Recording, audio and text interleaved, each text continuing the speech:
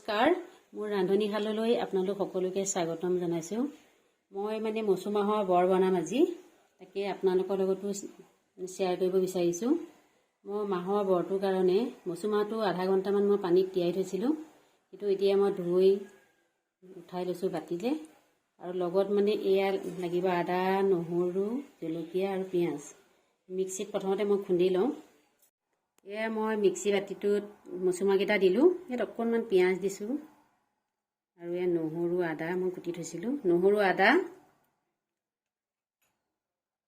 আৰু জলকীয়া মই এইখিনি দি এতিয়া মিক্সিত গুড়ি কৰি লওঁ। অকণমান পানী দি ল'ম, ইয়াত গুড়ি কৰি লওঁ। মই এইখিনি মিক্সিত গুড়ি কৰিলোঁ। এতিয়া অকণমান নিমখ দিম, সোৱাদ অনুসৰি দিব নিমখটো। অকণমান ৰং গুড়া, অকণমান জলকীয়া গুড়ি বেছি নিদিওঁ, জিৰা পাউডাৰ,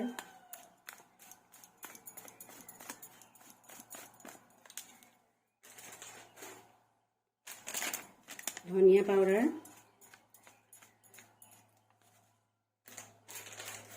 অকণমান কুটা পিঁয়াজ দিছোঁ। এইখিনি হৈ গ'ল, মিক্স কৰিম এতিয়া কেৰাহীত। এতিয়া মই এই মাহৰ বৰটো এনেকৈ জুইটো অকণ কমাই লওঁ।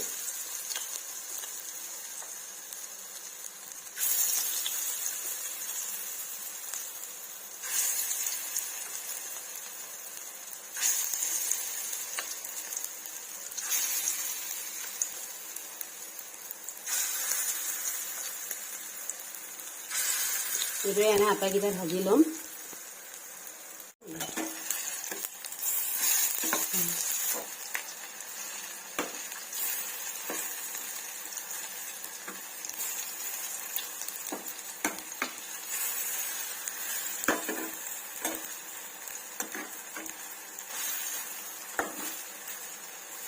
এইদৰে মাহৰ বৰ আপোনালোকেও বনাই খাবচোন। মোৰ এয়া মাহৰ বৰ হৈ গ'ল খাবৰ বাবে।